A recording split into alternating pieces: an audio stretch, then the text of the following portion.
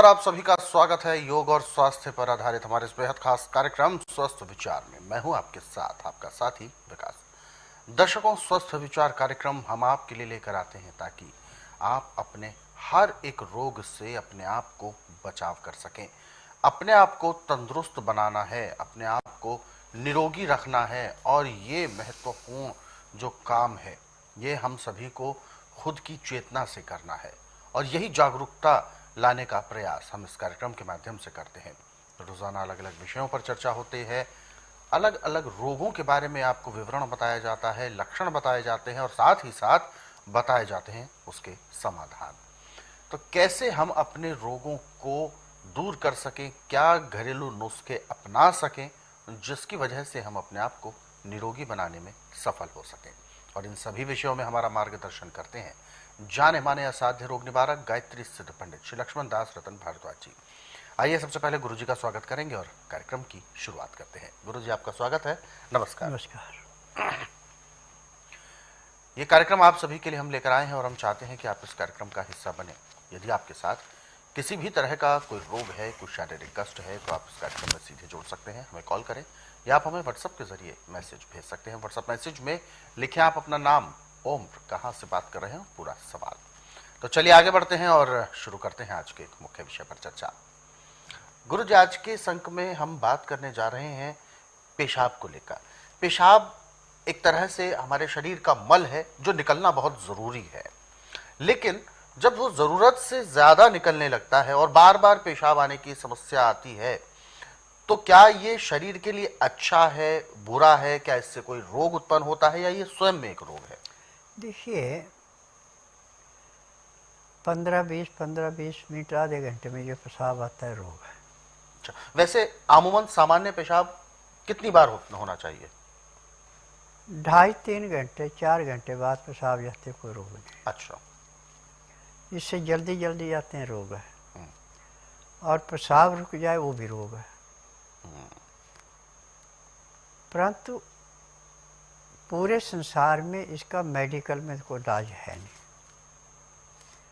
जो हमारा आयुर्वेद, यूनानी, होम्योपैथिक, नेचुरल का है, हम डॉक्टरों को दोष नहीं दे सकते। बिल्कुल। ये उन फार्मेसियों के दोष हैं जो दवाइयाँ बनाती। जब उसकी दवाई पूरी बनी तो आराम कहाँ से देगी। परंतु मेरा एकमात्र आश्रम ऐसा है कि ना तो रोगी से पूछा जाता तकलीफ क्या है, न कोई टेस्ट रिपोर्ट मांगी जाती है।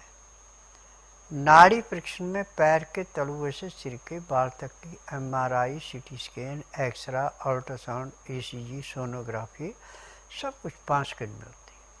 फिर उसके बाद उसको समझाया जाता है कि बीमारी आपकी इतनी पुरानी है और ये परहेज हैं, यदि परहेज कर सकते तो मैं दवाई लिखता हूँ, ये दवाइयाँ लो, आराम मिलेगा। परहेज नहीं कर सकते दवाई मत लो, क्योंकि दवाई जो है परहेज करेंगे तो अमृत है, परहेज नहीं करे तो मिट्टी है, क्योंकि जड़ी बूटियों में केमिकल कोई नहीं है। अब जिसको बार बार पेशाब आता है या पेशाब रुक जाता है, दोनों काम करता है। बेल की ले लो आप, सूखी 10 ग्राम, उसका कूट के पाउडर बना लो। बिल्कुल। एक टुकड़ा ले लो आप दालचीनी का, उसको पीस लो। और सौंठ ले लो आप 3-4 ग्राम, उसको कूट के दरदरा कर लो। अब इसको 150 ग्राम पानी में उबालो।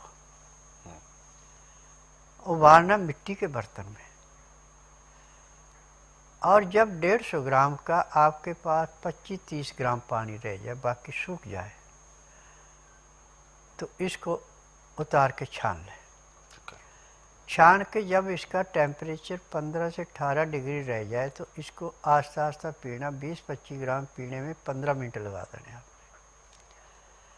अब जिसको बार बार पेशाब आ रहा था उसका पेशाब रुकेगा, और जिसका रुका हुआ था उसका खुल के पेशाब आना शुरू हो जाएगा। एक खुराक जैसे आपने सुबह 8 बजे ले ली, दूसरी खुराक आप 12 बजे ले लें 4 घंटे बाद, तीसरी खुराक शाम को 4 बजे ले लें, 3 खुराकें एक दिन में लेनी। 1 हफ्ता भर आप ऐसे करेंगे तो जिसको बार बार पेशाब आ रहा है उसका 3 या 4 घंटे बाद पेशाब आएगा, खुल के पेशाब आएगा। और जिसका पेशाब रुक रहा था उसको भी 3, साढ़े 3, 4 घंटे बाद खुल के पेशाब आएगा, कोई रुकावट नहीं होगी। और पेशाब का रंग जैसे बादाम का छिलका होता ऐसा होगा।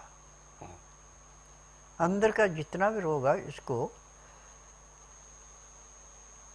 बेलगिरी का पाउडर, दालचीनी और सौंठ, ये तीनों मिलके ऐसे साफ करते हैं जैसे कूड़े करकट के ढेर को माचिस की तिल्ली जला के समाप्त करती है। परंतु इसमें खान पान पे ध्यान रखना पड़ता है।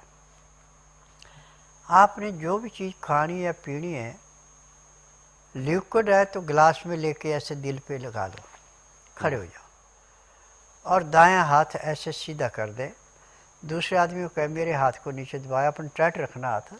यदि उसको नीचे दबाने में उसमें जोर लगता है आप उस चीज़ को खाइए पिए, कोई नुकसान नहीं करेगी। जो आपको नुकसान करे उसमें उसको जोर नहीं लगाना पड़ेगा, आपका हाथ एकदम गिर जाएगा। वो अपनी पहचान कर लो, अपने शरीर की लेबोरेटरी से टेस्ट कर लो कि भाई चीज़ मुझे माफ आ रही है नहीं आ रही है। बिल्कुल ये है। तो गुरु जी, एक चीज़ और होती है कि पेशाब आने के लिए शरीर में पानी होना बहुत ज़रूरी है, ऐसा माना जाता है। तो पानी हमें हाँ सर्दी के मौसम में 3 लीटर, गर्मी के मौसम में 5 लीटर पानी पीना चाहिए। और पानी भी जो पीना है ना तो ज़्यादा ठंडा और ना ज़्यादा गर्म, जो कि उंगली लगा के आपको ना गर्म लगे ना ठंडा, या थोड़ा गर्म भी लगता है वो भी चल जाएगा। और पानी गटा गट नहीं पीना। अच्छा, जैसे आप गर्म दूध को चुस्का लेके पीते ऐसे पिए। गिलास में 10 से 15 मिनट पानी पीने में आप लगा देते हैं और बैठ के पानी पीते तो आपको ज़िंदगी में कोई रोग हो ही नहीं सकता। जब खड़े खड़े पानी पीते हैं, गटा गट पानी पीते तो आपको रोग होता है। और मैंने कई बार अनुभव किया, आप स्पीच दे रहे हैं और आपको प्यास लगी, आप 1 घुट पानी पिया, गिलास रख दिया और स्पीच दे रहे, वो भी नुकसान करता है। अच्छा, मतलब बहुत ज़रा पानी पीना भी नुकसानदेह है? खड़े खड़े पीना, खड़े खड़े पीना वो है नुकसानदेह। इससे घुटने टूटते हैं। अच्छा, घुटनों का जो दर्द है वो खड़े खड़े खाने और खड़े खड़े पीने से है, चाहे पानी गुनगुना ही क्यों ना हो। कैसा भी हो। पानी यदि आप बैठ के पी रहे हैं तो आपके घुटनों में ज़िंदगी में कभी कोई दर्द नहीं होगा। और ना तो घुटनों की ग्रीस खत्म होती है, ना कॉटेज घिसता है। ये सिर्फ मन गढ़ंत बातें हैं। नजला जाके घुटनों पे रुक जाता है, उसको डॉक्टर कहते हैं एक्शन, क्योंकि नजले का और हड्डी का रंग एक है जी। ये कॉटेज घिस गया, ये ग्रीस खत्म होगी, ऐसा कुछ नहीं होता। ये पॉइंट है जी। इसको ऐसे दबाओ। और जिसका घुटना बिल्कुल जाम हो चुका है उसको कहो बैठे बैठे वो टांग सीधी करे, कट्ठी करे, सीधी करे, कट्ठी करे। 10 मिनट के अंदर अंदर टांग खुल गई, घुटना खुल गया। तो ये सारी नसों में जो ब्लॉकेज होती है ये उसका मेन कारण भी होता है। देखिए जी, हमारे शरीर की कान पे भी नसें हैं, ये बिल्कुल, मुंह पे भी नसें हैं, परंतु हाथ में और पाँव की नसें ज़्यादा जल्दी पकड़ी जाती हैं। उनको पकड़ने में टाइम लगता है। उनको छोटा औजार चाहिए दबाने के लिए। इसमें अंगूठा भी काम कर जाता है, मोटा पेन भी काम कर जाता है, क्योंकि नसें बड़ी हैं तो अंगूठे का साइज से हो जाता है। बिल्कुल। तो गुरु जी, जैसा कि ये जो उपचार है, आयुर्वेदिक उपचार होता है, जो स्वस्थ विचार आश्रम में उपचार होता है, जैसा कि हम देखते भी हैं सब कुछ नाड़ी के माध्यम से होता है। तो क्या ये जितनी भी बीमारी हैं जो शरीर में जो पकड़ी जाती हैं, जो आप बताते हैं, क्या ये सभी नसों की वजह से ही होती हैं? क्योंकि नसों को ही छू कर आप बताते हैं कि कौन सी बीमारी है, इसके पीछे कारण देखिए क्या है? हमारे शरीर की 72,000 नाड़ी हैं। अच्छा। और इनका सब का कनेक्शन यहाँ पे है, अंगूठे के पास। अब इसमें वात, पित्त और कफ तीनों का यहाँ से पता लगे। वात बढ़ा, पित्त बढ़ा, कफ बढ़ा, कौन सा घटा, उसको नॉर्मल करते हैं। जो घटा है वो बढ़ाते हैं, जो बढ़ा उसको घटाते हैं, नॉर्मल करते हैं, बीमारी खत्म हो गई। लंबा चौड़ा का लाभ काम ही नहीं है। चाहे किसी भी हिस्से में सब यहीं से पकड़ी जाती है। जैसे MRI, CT scan, X ray, ultrasound, ECG, sonography, उनमें बीमारी पकड़ी जाए ना पकड़ी जाए, इससे पकड़ी जाती है। पर जिसको नाड़ी का ज्ञान है, तो जिसको नाड़ी का ज्ञान नहीं, वो कुछ नहीं कर सकता। बिल्कुल। तो जैसे कि आप नब्ज देखते ही बिल्कुल बता देते हैं कि रोग कौन सा है, कैसा है, क्योंकि मान के चलें अगर हड्डियों की प्रॉब्लम है, सब पता लगता है जी, तो उसमें वात, पित्त और ये जो कफ, ये तीनों की जो आपने बात की है, तो हड्डियों की बीमारी का इसमें क्या रोल रहता है, कैसे पता चलता है? जब कोई चीज बड़ी है, हाँ, तो उसका हड्डियां क्या, उसका पूरे शरीर पे असर पड़ता है। अच्छा। तो किस जगह पे कितना असर है वो नब्ज बता देती है। वो नब्ज बता देती है। हाँ, और उसी चीज को फिर पकड़ा जाता है। चाहे रोग कितना भी पुराना हो। पुराने नए का बात ही नहीं है। पुराना थोड़ा टाइम ज्यादा लगेगा, नया टाइम कम लगेगा। अच्छा, बस इतना ही बस अंतर होता है। बिल्कुल। तो दर्शकों, ये चीजें जो आपने अभी सुनी, ये वास्तव में अपने आप में एक अविश्वसनीय चीज है, परंतु सत्य है। आध्यात्मिक ज्ञान, प्राकृतिक चिकित्सा, आयुर्वेद, ये अपने आप में ही एक अलग विज्ञान है, और इस विज्ञान के बारे में पता होना हम सभी को बहुत ज़रूरी भी है, क्योंकि हमारे शरीर में जो भी नस नाड़ियां हैं, जो पूरा मैकेनिज्म है, ये एक अपने खुद के सिस्टम से चलता है। नस नाड़ियां जो कि सिर से लेकर एड़ी तक जाती हैं, और हर एक शरीर के कोने कोने में ये नस नाड़ियां होती हैं।